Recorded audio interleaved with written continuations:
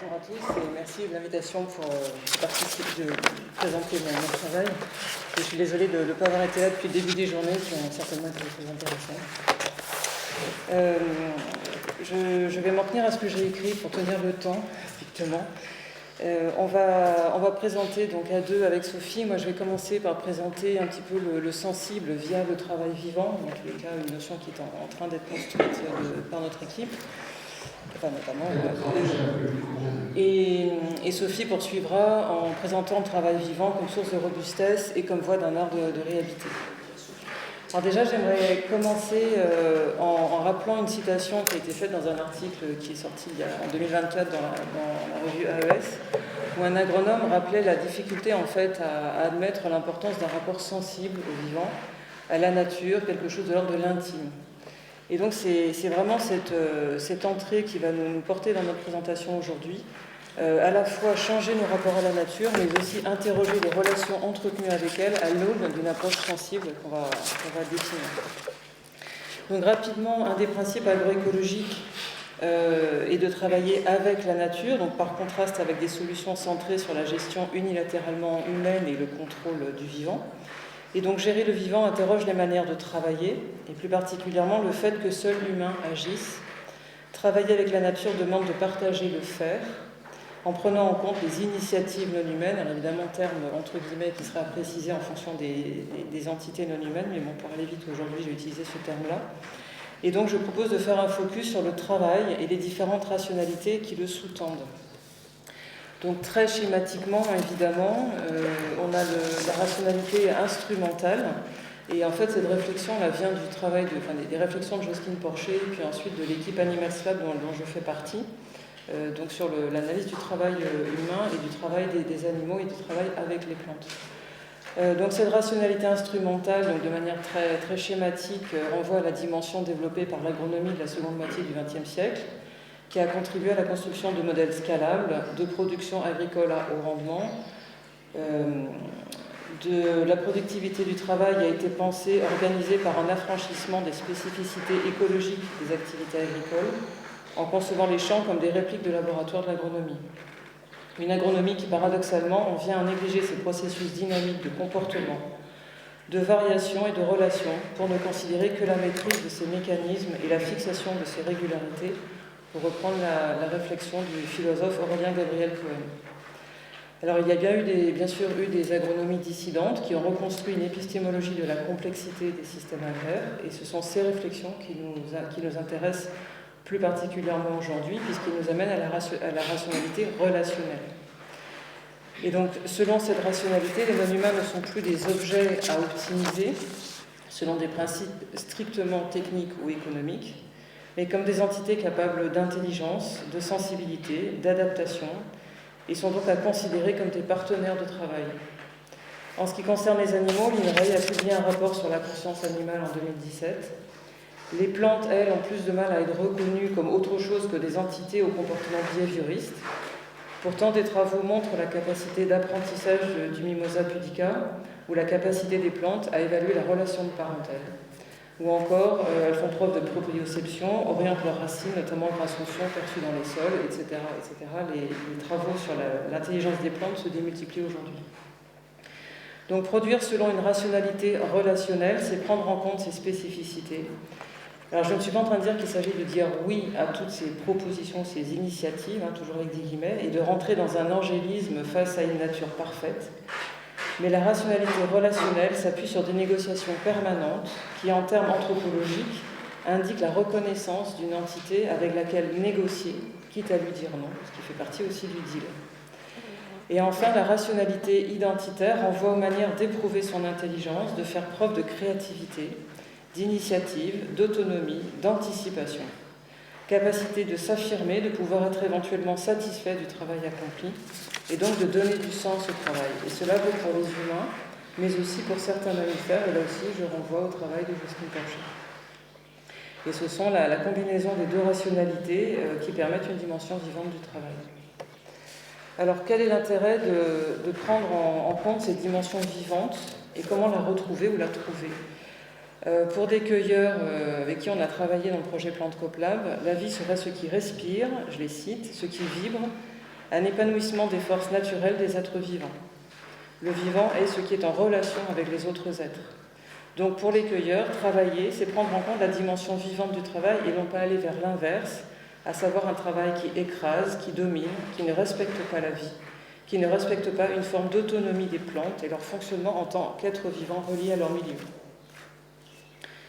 En élevage, ces dimensions se retrouvent par exemple dans la relation d'amitié entretenue entre un éleveur et ses bêtes.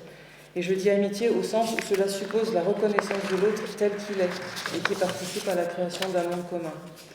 C'est laisser la place à l'affectivité au lieu de la seule effectivité, là encore selon Jocelyne. L'affectivité est permise par l'attachement qui n'est lié ni au seul plaisir de manger ni à des besoins maternels. C'est un lien d'affection spécifique entre deux individus. Il y a un plaisir à travailler, un plus grand épanouissement au travail qui fait sens.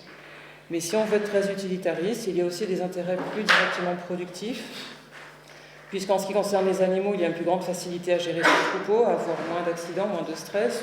Sophie, tu en parleras. En ce qui concerne les plantes, je renvoie à mon article de 2020 où je montre des ajustements effectués par les maraîchers suite à des initiatives végétales qui leur permettent de se démarquer par rapport à la concurrence. Ce travail demande en fait un nécessaire et exigeant travail sur soi, et là je reprends des témoignages d'agriculteurs qui constatent tous le besoin de déformater le cerveau, vraiment c'est le terme qu'ils utilisent, ou de désapprendre en fait une approche réductionniste pour ne pas revenir instinctivement à une vision purement mécaniste, le besoin de contenir une tendance à se réfugier dans le contrôle qui est extrêmement rassurant, choix volontaire de privilégier cette dimension affective, émotionnelle, là j'insiste sur le mot volonté. C'est vraiment quelque chose au quotidien qu'ils doivent faire. Je souligne aussi l'apprentissage du corps qui est nécessaire, puisque le corps aujourd'hui dans notre société est complètement nié au profit d'une approche quasiment strictement intellectuelle, alors que le corps permet d'apprendre les liens au milieu, et la nécessité également de passer beaucoup de temps à observer, à méditer, à écouter, sans arrière-pensée, sans pensée préconçue, pour développer une intuition. Or, ces temps-là peuvent facilement passer pour des temps non rentables. Ces changements sont décrits par les agriculteurs, sont également estimés nécessaires par certains auteurs en agroécologie qui demandent par exemple une transition intérieure, un changement de rationalité ou de paradigme pour permettre une réelle transition agroécologique. Or, la prise en compte de ce qui est considéré comme vivant induit de donner une place aux émotions, aux affects, aux sensations, ce que l'on peut ranger sous la dénomination de sensible. Il s'agit d'oser parler d'amitié, d'exprimer des émotions, de faire confiance à ses sens. Dans les années 80, Michel Salmona avait déjà un discours dans ce sens-là, à propos des relations entre éleveurs et animaux. Développer une approche sensible signifie redonner une place à l'entremêlement entre corps, affect et intellect. On dépasse donc une approche strictement intellectuelle, distanciée et strictement rationnelle, basée sur une science qui a évacué l'affectivité de sa démarche de connaissance du monde. Et pour conclure ma partie, je souligne que développer une approche sensible rentre dans une démarche de transformation de soi. La réintégrer pose des questions épistémologiques, bien sûr, mais aussi des questions en termes de développement de nouvelles compétences, que ce soit chez les professionnels comme les futurs professionnels, par le biais de méthodes qui ne sont pas utilisées aujourd'hui dans le monde académique classique. Sophie, je te laisse la parole. Tu appuies sur le... Vas-y. Donc, je remercie à nouveau de l'accueil, mais vous m'avez vu depuis le début de la semaine. Alors donc, pour revenir sur ce qu'on a dit, et avant d'enchaîner sur ces différents aspects du travail vivant, donc moi maintenant je vais plutôt essayer de chercher à ouvrir, et comment on peut aussi ouvrir la pluridisciplinarité à partir de nos réflexions. Donc vraiment, l'idée c'est vraiment de comprendre aussi que ce sensible, c'est quelque chose qui est en fait à la base du vivant. Et donc là, je cite Antonio Damasio, qui est un neurologue, donc le sentir, c'est vraiment ce qui est à la base de notre intelligence aussi pour continuer à vivre.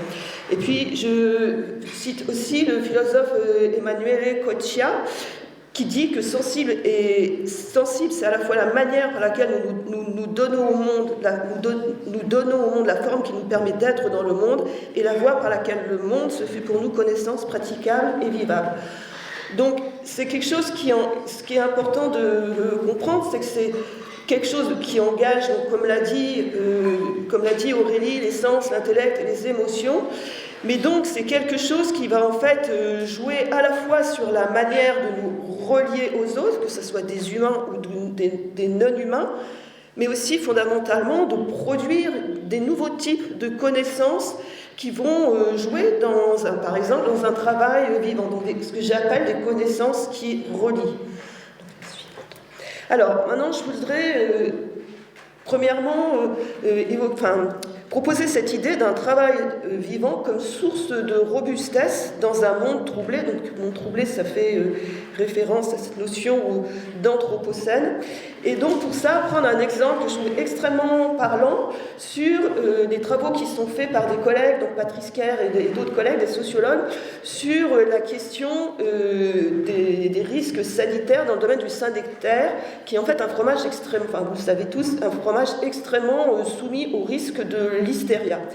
Et donc, ce qui a été, c'est en cours de publication, mais ce qui démontre d'une manière assez magistrale, c'est qu'en fait, là où il y a de la hystéria endémique, c'est dans des fermes qui ont des pratiques très hygiénistes. Et donc je vais revenir sur ça, par opposition à là où il y a une hystéria de façon sporadique et tout à fait contrôlable, qui sont des fermes où il y a des pratiques très sensibles. Donc là où il y a des pratiques hygiénistes, ce qui est vraiment très discriminant, c'est cette très forte dépendance en fait à l'extérieur, à tout l'appareillage de conseils qui peut exister. Et donc c'est des éleveurs qui sont tout le temps en train de s'occuper de comment contrôler la hystéria, et donc ils frottent et ils frottent jamais assez. Et donc du coup on en arrive en fait à une situation où finalement le travail ordinaire même d'éleveur est perturbé par les prescriptions sanitaires, et ça arrive à évidemment une vraie perte de sens du métier d'éleveur. Et à l'opposé de ça, on a des fermes qui, au contraire, ma foi, ne se préoccupent pas de tous les conseils qu'on peut leur donner, gèrent dans leur exploitation au mieux en se préoccupant fondamentalement du bien-être de l'homme, de l'animal, des plantes, et pour qui le métier a fondamentalement du sens. Et donc ça me paraît quand même appeler à des réflexions très fortes. On a évoqué la question de la santé mentale, donc je pense qu'on est vraiment au cœur de ces questions-là, et que ça pose un nouveau défi pour les institutions de recherche et d'expertise. Et donc il me semble que ça invite à une collaboration très forte avec les agronomes et les autres techniciens sur cette notion de travail vivant.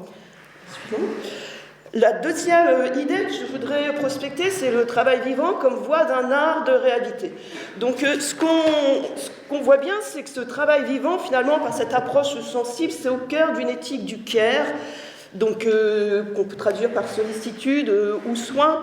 Donc le care, pour donner une définition, parce que je pense que vous n'êtes pas forcément trop familier avec ces notions-là, c'est une activité générique qui comprend tout ce que nous faisons pour maintenir, perpétuer et réparer notre monde, en sorte que nous puissions y vivre aussi bien que possible. Donc fondamentalement, le care, c'est indissociable des pratiques d'attention à la vie. Et donc c'est quelque chose qui amène à porter un autre type de regard par rapport à la manière dont nous regardons les choses habituelles. Donc c'est à la fois reconnaître qu'on a une vulnérabilité commune, puis aussi qu'on est fortement interdépendants entre humains et avec des non-humains. Et donc ça, dans des situations d'action, ça amène vraiment à se former des nouvelles valeurs dans nos rapports à la terre, à nous-mêmes et aux autres. Et un exemple assez intéressant pour ça, c'est la permaculture, qui pose très clairement dans ses principes de base, ces trois principes-là qui sont le soin à la terre, le soin à l'homme et un partage équitable. Et donc du coup ça amène vraiment à une autre façon en fait d'habiter. Donc habiter, c'est un concept qui parle aussi, je pense, beaucoup aux géographes, et donc moi je l'entends plutôt au sens de Tim Ingold, donc qui est un anthropologue, qui lui oppose la question d'habiter à la question d'occupation de l'espace. Pour Tim Ingold, habiter, c'est fondamentalement prendre part à un enchevêtrement de vie, y tisser des relations, et c'est ça qui va permettre aussi de donner du sens à cet endroit où on vit. Et donc ça, du coup, je voudrais du coup aussi continuer à développer cette idée d'un art de réhabiter à travers l'idée suivante d'élever des paysages nourriciers, terme que j'emploie une collègue en écosémiotique qui s'appelle Nicole Pigné. Fondamentalement, ce rapport sensible au vivant, il est au cœur des agroécologies paysannes. Donc on le trouve donc cette génération d'un travail vivant par ce rapport sensible, il est au cœur donc, de l'agroforesterie synanthropique, de la biodynamie. Donc ça, c'est en cours aussi de publication dans le cadre du projet Symbiose. Dans le cadre de la permaculture, Laura Santéméry avait commencé déjà aussi à le montrer. Et bien sûr aussi dans tous ces réseaux de paysans qui travaillent, qui produisent eux-mêmes leurs semences. Donc je voudrais citer la manière dont Nicole parle de paysages nourriciers. Elle est prof à Limoges et elle travaille sur toute la zone du Limousin, Dordogne. Donc elle dit c'est des lieux où l'on fait pousser de la nourriture pour les gens et ou pour les autres vivants, en laissant s'exprimer les forces sensibles, esthétiques, fondatrices de la perception humaine, celles qui nous relient à la terre et aux autres vivants dans un fond commun à l'humanité. C'est une manière de faire société en misant prioritairement, fondamentalement, sur l'ajustement entre plantes, bêtes, gens et lieux, au rythme de la terre, plutôt que sur l'instrumentalisation, la programmation du vivant. Donc en fait, elle travaille ça, alors elle est très bachelardienne, donc elle s'inspire beaucoup des chaînes de Bachelard pour montrer comment les paysans qui vivent en fait dans ces lieux en fait s'inscrivent par exemple dans des relations entre haut et bas, enfin comment tous ces rythmes fondamentaux du vivant s'incarnent en fait dans leur façon de faire. Et puis, une autre idée, c'est de faire société autrement et donc aussi de tisser différemment les territoires. Donc ça a été évoqué par Corinne l'autre jour, c'est que le travail vivant redéfinit les géographies du faire.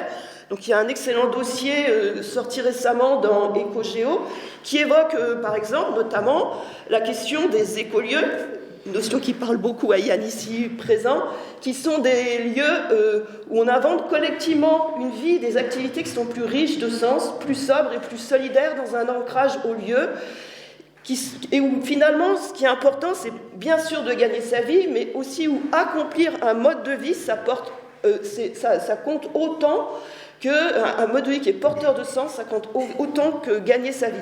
Et puis j'ai repris un exemple qui est un peu ancien, mais qui s'inscrit totalement en fait dans cette notion de travail vivant. C'est en fait ce réseau de semences paysannes qui a été beaucoup travaillé par Bonneuil et de Melner. Donc c'est en fait le fait que finalement quand on cherche à reproduire des semences, c'était très vrai hier dans la ferme qu'on est allé voir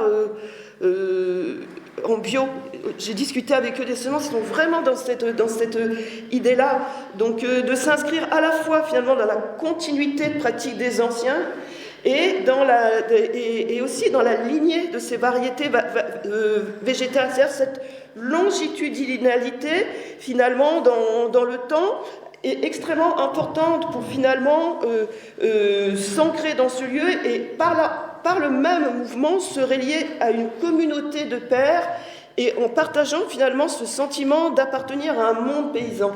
Donc là, c'est vraiment cette idée de monde paysan qui s'inscrit dans une nature-histoire par rapport à la figure de l'exploitant agricole, simple maillon d'une filière exploitant une nature-objet.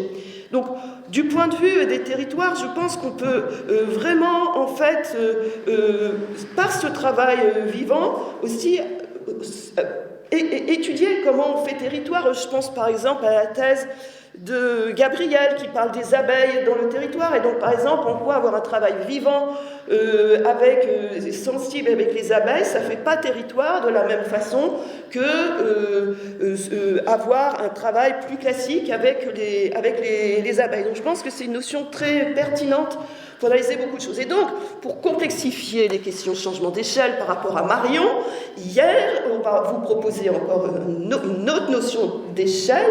Nous, on va parler de scaling deep, donc par rapport à scaling up, scaling out. Donc ça, cette notion-là de changement d'échelle vient en fait de travaux anglo-saxons qui réfléchissent à qu'est-ce que peut être un changement systémique, et donc qui disent que Il ne suffit pas de chercher à impacter les politiques publiques, scaling up, ni de chercher à impacter le plus grand nombre de personnes par la réplication, la dissémination, qui est le scaling out, mais aussi ce scaling deep, c'est-à-dire de ce qu'ils appellent changer les cœurs et les esprits, et de changer les valeurs, les croyances qui sont fondamentalement inscrites en nous. Et donc nous, évidemment, quand on rentre par le sensible, le travail vivant, on rentre par ce scaling deep, et c'est à partir de là qu'il nous paraît important de remonter à un scaling up ou de s'étendre à un scaling out. Et pour ça, je voudrais prendre l'exemple de Hélène Gosnell, et qui est une géographe, je crois, je ne sais plus quelle discipline elle est, mais donc qui c'est beaucoup, avec un titre que j'ai adoré, Regenerating Soil, Regenerating Soul, et donc qui travaille en fait sur finalement les conversions à ce qu'elle appelle les agricultures régénératives, et qui montre que fondamentalement, finalement, ce qui permet ce qui intéresse fondamentalement ces agriculteurs qui se convertissent à d'autres pratiques, c'est finalement le fait que ça engendre de l'enthousiasme, un nouveau type d'engagement, une envie, et que finalement cette dimension-là d'envie, d'enthousiasme, parce qu'on va développer une parenté avec les plantes, les animaux, les microbes, bref, se relier au vivant, c'est un levier très sous-estimé dans la transition, enfin ce qu'on appelle nous la transition agroécologique. Et ça, je pense que ça donne beaucoup à méditer dans un moment quand on voit la crise qu'il y a actuellement en agriculture, la perte de sens, quand on voit le nombre de suicides qu'il y a, se dire que peut-être aussi chercher à donner envie, c'est quand même quelque chose qui n'est pas inintéressant. Et donc, du coup, pour conclure, mettre au cœur cette question de développer un rapport sensible au vivant, au cœur des préoccupations, c'est vraiment travailler à un changement de conscience nécessaire pour faire face aux défis de l'anthropocène.